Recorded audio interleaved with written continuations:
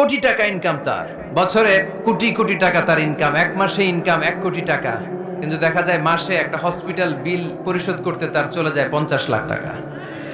আছে না নাই? ওয়াইফের ক্যান্সার, যার নেই কোনো অ্যান্সার, ছেলে ইয়াবা খায়, ওরে দেয়া লাগে 20 লাখ।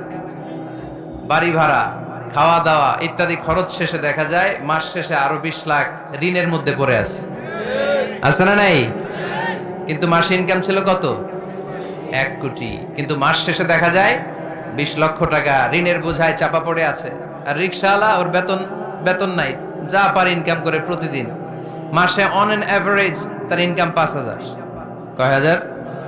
1,000 চলে যায় ওর যে ছুপড়ির বেড়া, ওই বাড়ির ভাড়া দিতে, 1,000 চলে যায় ওর খাওয়া, 1,000 চলে যায় চিকিৎসা, 1,000 চলে যায় ছেলেমেয়েদের পড়াশোনা, আনুষঙ্গিক আরো 500, মাস শেষে আরো থেকে যায় 500।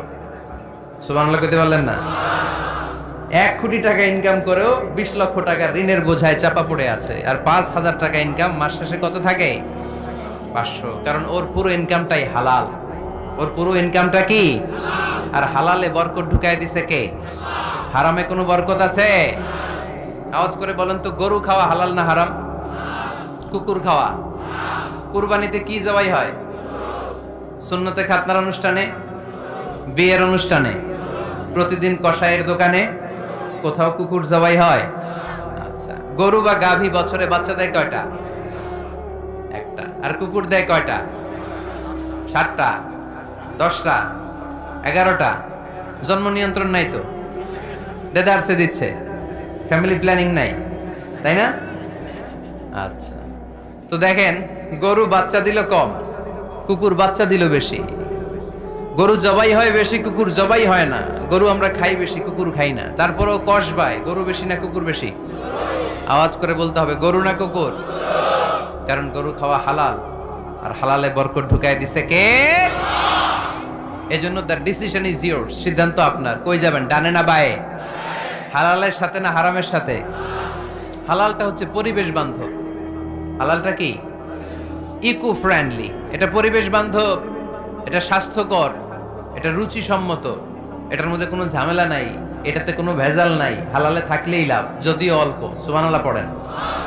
এজন্য রাব্বুল আলামিন বলেন, ইয়া আইয়ুহান নাসু কুলু মিম্মা ফিল আরদি হালালান তাইয়্যিবা ওয়ালা তাত্তাবিউ খুতুওয়াতিশ শাইতান ইন্নাহু লাকুম আদুউম মুবিন। ওহে মানুষেরা, শোনো শোনো, এই জমিনের ভেতরে যেটাকে আমি হালাল করেছি, যেটাকে আমি পবিত্র করেছি, ওইটা খাও, ওইটা গ্রহণ করো।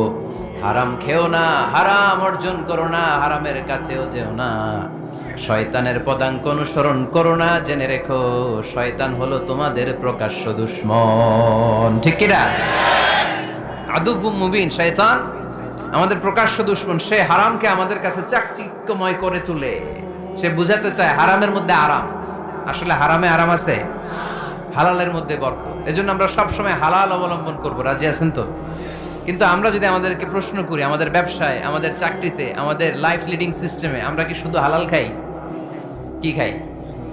হালালও খাই, সুযোগ পাইলে একটু যদি পাই অমনি ধরে ঘাপুস ঘুপুস। সুযোগ পাইলেই কি ঘাপুস ঘুপুস?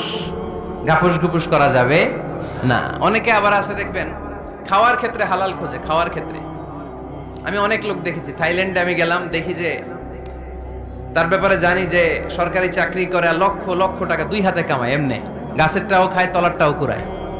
আছে না নাই? তো ইচ্ছে মতো ডানে বায়ে ইনকাম করে, হালাল হারাম দুইটাই খায়। কিন্তু থাইল্যান্ডে যে হালাল খাবার খুঁজতেছে, কি খুঁজতেছে?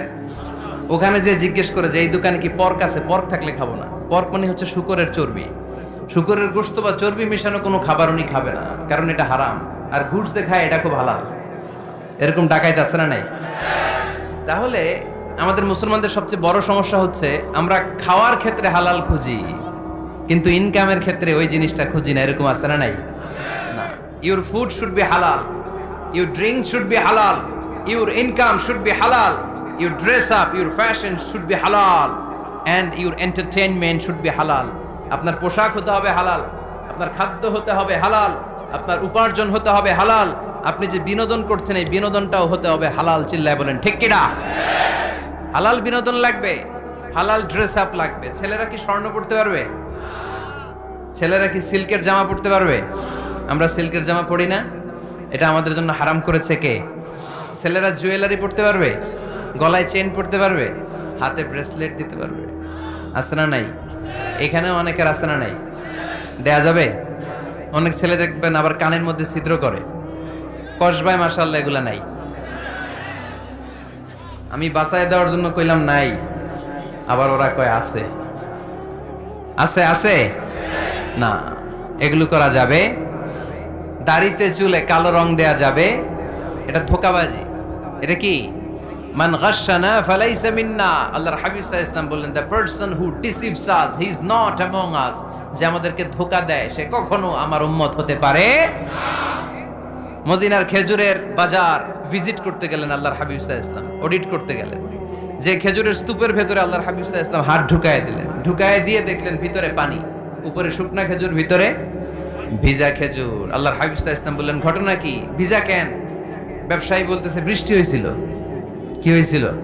তো বৃষ্টি হইলে তো তার নমুনা সব জায়গায় থাকবে। তখন আল্লাহর হাবিব সাল্লাল্লাহু আলাইহি ওয়াসাল্লাম দাঁড়িয়ে বলেছিলেন, খবরদার, মান গাশশানা ফালাইসা মিন্না। যে আমাদেরকে ধোঁকা দেয় সে আমাদের দলভুক্ত হতে পারে না। এজন্য আমরা যেন কাউরে ধোঁকা না দেই, আমরা যেন হারামের সাথে সম্পর্ক জুড়ে না দেই। আমাদের সম্পর্ক হবে হালালের সাথে। চিল্লায় বলতে হবে কিসের সাথে? আজকের মাহফিলটা তখনই সার্থক হবে যখন এই কথাগুলো শুনে আমরা এই সিদ্ধান্তে উপনীত হতে পারবো যে আমার ফুড, আমার ড্রিঙ্কস, আমার ইনকাম, আমার ড্রেস আপ, আমার এন্টারটেইনমেন্ট, আমার সব কিছু হালাল দিয়ে আমি সাজাবো। আমার জীবনটাকে আমি হালাল দিয়ে সাজাবো। রাজি আছি না নাই?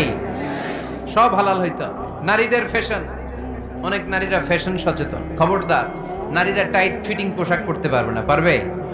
পাতলা পোশাক পরতে পারবে না। তারা নিজেদেরকে আবৃত করে রাখতে হবে। টাইট ফিটিং পোশাক পরতে পারবে না, অন্য ধর্মের পোশাক পরতে পারবে না, পর চুলা লাগাতে পারবে না। এই ফোর কর্নার্স, এই বর্ডারগুলো মেনে নারী যে কোনো ধরনের ফ্যাশন নিতে পারে। এই ফ্যাশনগুলোকে বৈধ করেছে কে?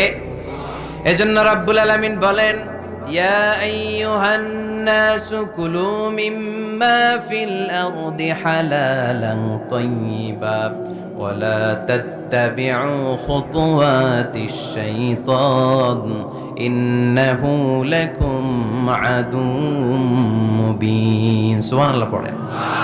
ওহে মানুষেরা, এই জমিনে যেটা পবিত্র আর হালাল বলে আমি ঘোষণা দিয়েছি সেটা খাও, কারণ সেটাতেই বরকত। আর শয়তানের পদাঙ্ক অনুসরণ করো না, কারণ শয়তান তোমাদের প্রকাশ্য শত্রু। কথাটা বলেছেন কে? তাহলে আমরা হালালের পক্ষে না বিপক্ষে? এই আপনাদের গলার আওয়াজ। হালালের পক্ষে না বিপক্ষে? হারামের পক্ষে না বিপক্ষে? আমরা আমাদের জীবনটা হালাল দিয়ে সাজাতে চাই কি চাই না? কারণ হালালে বরকত ঢুকাই দিছে কে?